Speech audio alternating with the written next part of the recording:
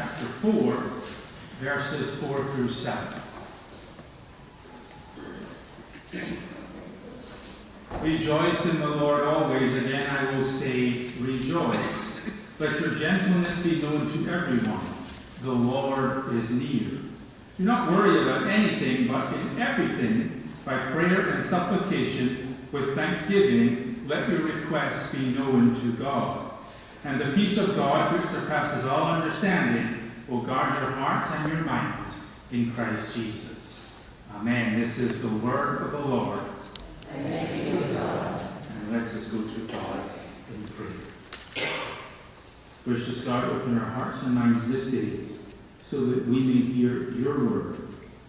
And may we discover how to put your word into practice, now and always. Amen.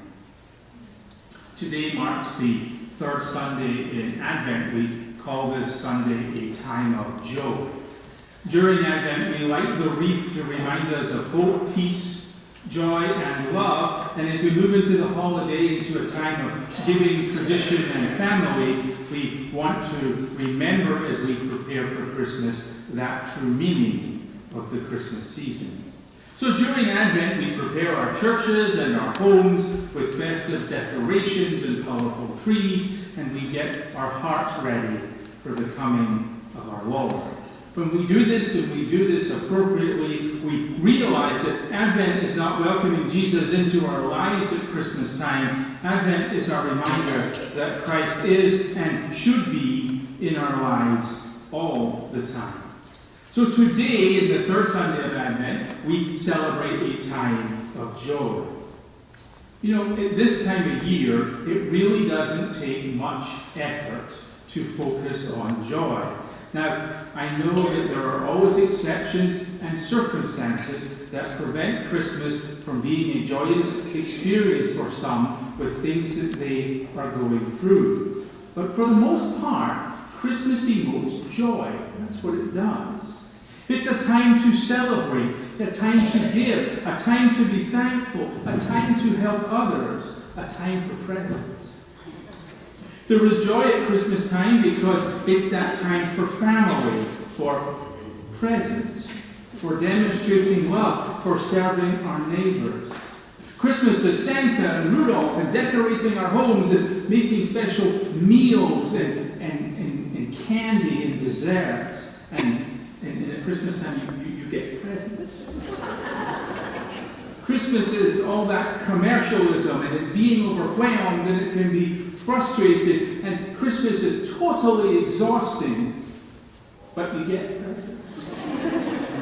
Christmas is also peace on earth and love in our hearts and Christ in our lives, and it is God who gives to us every year the greatest present of all. So how can it not be a time of joy? Now, according to my friend Mr. Webster, joy can mean a state of happiness or bliss, a source or a cause for delight. And it is important to remember that as we live our lives with Christ in our heart, we can experience joy all the time. Even when we don't see it, even when we don't feel it, even when we know it's not there.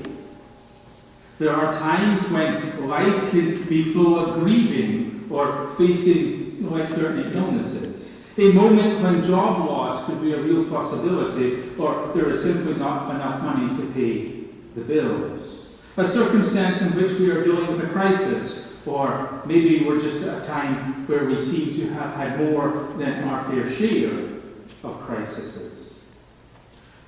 But in today's reading, St. Paul reminds us that because of Christ in our lives, we can rejoice. So my natural reaction is why? Why is it even in great times of trial, when we are overwhelmed beyond belief and joy is the last thing in our minds, why would Paul tell us to rejoice? Well, we can rejoice because we believe in our hearts, because we know that we are being filled with God's goodness. We can rejoice because we receive God's grace, because we are benefiting from God's forgiveness. We have the privilege to help others. We are blessed with God's love. We are able to pray to God at any time and for any reasons. And in all these things, we get that sense of God's joy being placed in our lives. And it's hard to see, but God's love for us makes it possible for joy to always be present. This is what Paul says in his entire letter to the Philippians. This book is known as the Epistle of Joy. Eugene Peterson has this to say about this letter. He says, this is Paul's happiest letter, and the happiness is infectious. Before you read a dozen lines, you begin to feel the joy. The dance of words and the exclamation of delight have a way of getting inside us. And that simply is true based on what he's saying in our verses for today. So here's how Eugene Peterson translates these verses.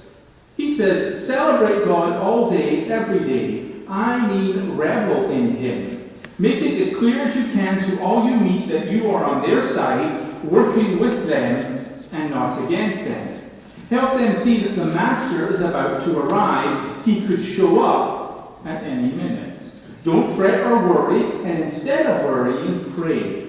Let petitions and praises shape your worries into prayers, letting God know your concerns. And before you know it, a sense of God's wholeness, everything coming together for good, will come and settle you down.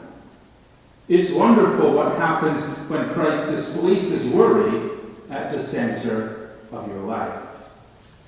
So, based on the version we read and based on Eugene Peterson's version of these verses, I think that Paul hits a couple of issues that are important to our personal relationship with Jesus.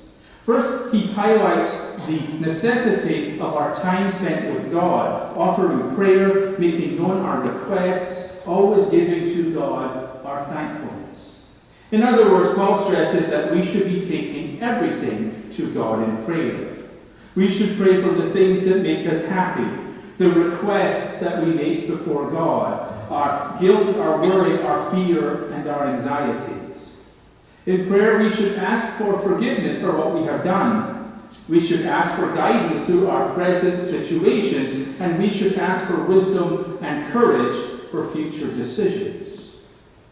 We should be praying for our nearest and dearest, our neighbors, our church family, our world leaders.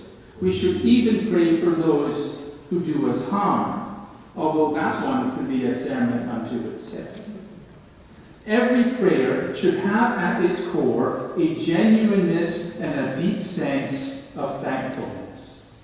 Even when things are at their worst, we should be grateful because God gives us God's love. God gives us the privilege to be God's child. We have the ability to learn from our mistakes. We can move past our sin. We can grow in our faith. William Barclay says that when Paul talks about prayer here, he needs us to remember three things. We are supposed to remember in prayer the love of God, which ever desires only what is best for us. The wisdom of God, which alone knows what's best for us. And the power of God, which can bring to pass that which is best for us. The person who prays with that perfect trust in the love, wisdom, and power of God will find God's peace. And that quote goes right along with a quote from John Calvin, who said, prayer is none other than an expanding of our heart in the presence of God. When we are so connected to God through prayer and in this way, we rejoice. And through our rejoicing and prayer, we find God's peace. And it's God's peace, which is the other thing to note in this passage.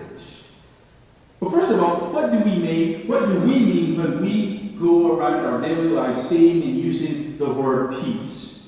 Peace can be a sense of calm. It is serenity. Peace can be a time period in which there is no war.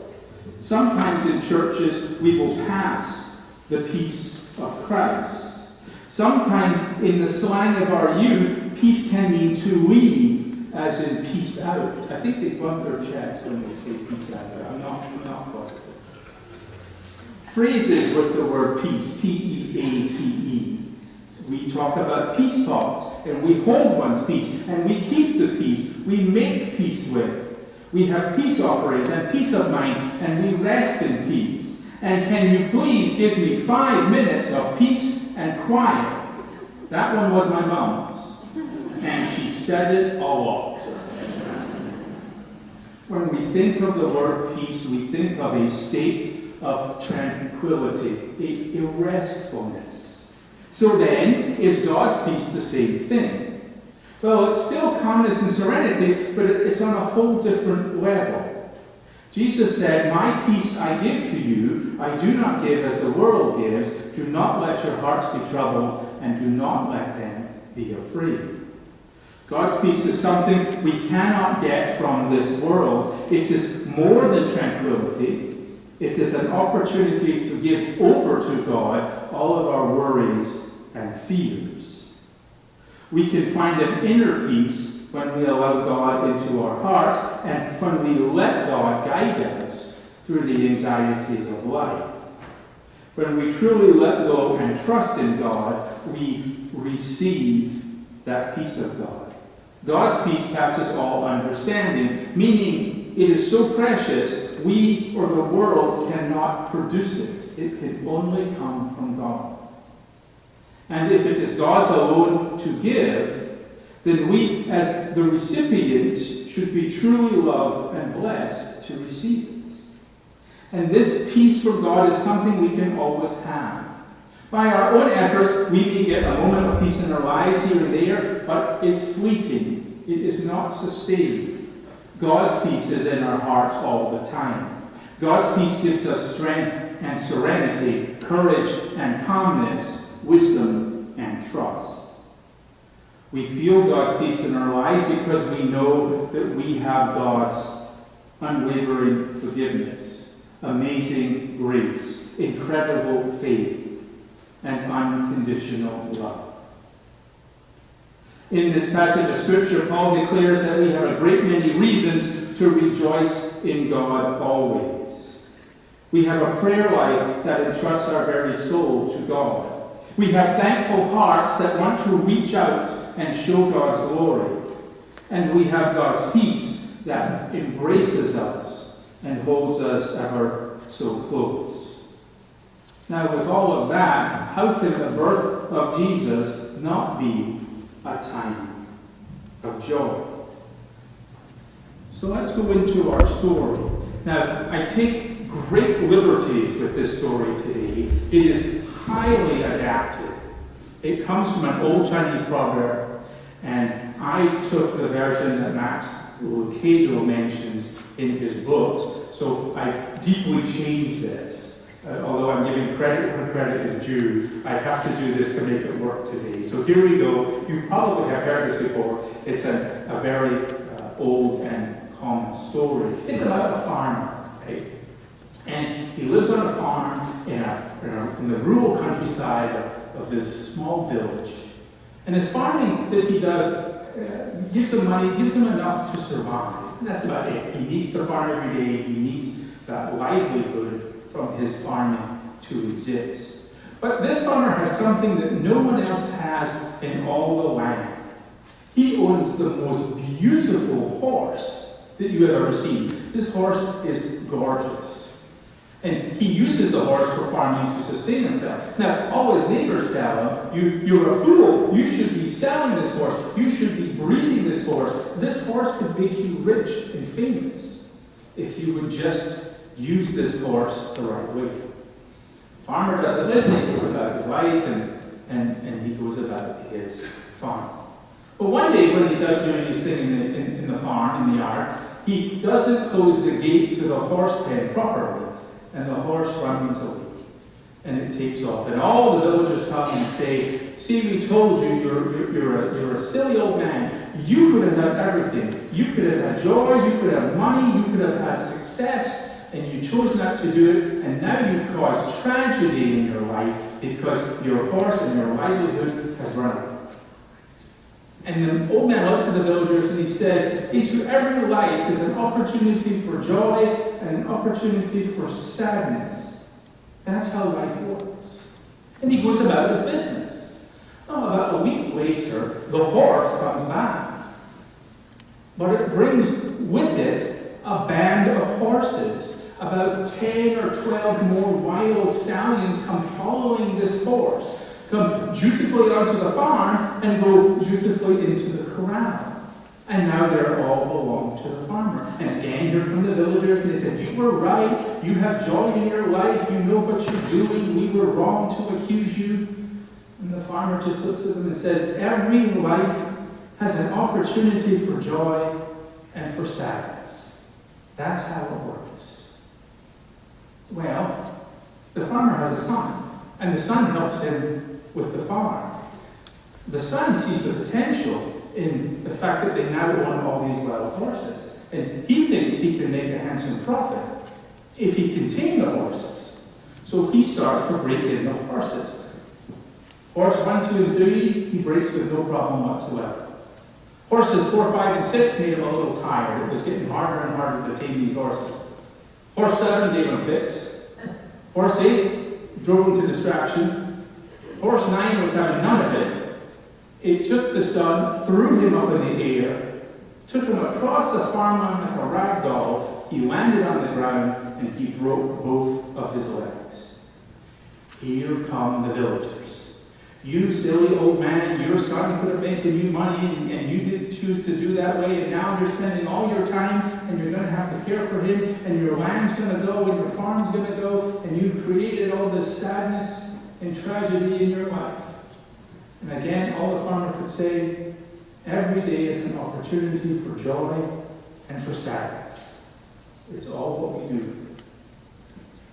And then about a week later, the army, the military, comes into the village. They do this because this is a place, this is a country that's at war. And the war's going badly for this country. So they need more able, strong, young men. So they come and take them. Anyone who is able, anyone who is strong, any man who is of age gets taken, snatched up, and forced to go into the military. The whole village lost all their young men, except for one. Because you can't go and fight in the military in a war if you've got 2 broken legs. And again, here come the villagers. And they say, "You were right, you know what happiness is, you know how to guide your life." And the farmer just bows his head and says, "You just don't get it. Every day is a day for joy or sadness. It depends on what you do." That's true. Well, see, Paul says we should be rejoicing in the Lord always. Again, I'll say rejoice. I think Paul knew it. I think he had it figured out. I think he got it. Life is going to do to us what it's going to do through no fault of our own. We are going to have times of great joy, and we are going to have times where we're overwhelmed beyond control. We don't have to do anything wrong. We don't have to have deserved this. It simply is life's way of unfolding and living out. But Paul says rejoice. And why shouldn't we rejoice? We have a God that loves us. We have a God that we can pray to about anything. We have a God that's going to give us that peace that the world can't give. We have a God that every single year gives us the opportunity to celebrate that precious little baby that's going to be here in 9 days, that's going to show us the joy of Christmas. No matter what we do, live, how the world unfolds, we can rejoice because we have been given Christ in our hearts. Let us pray. Gracious God, be with us this and each day. Help us to live, help us to rejoice, and help us to say, now and always. Amen.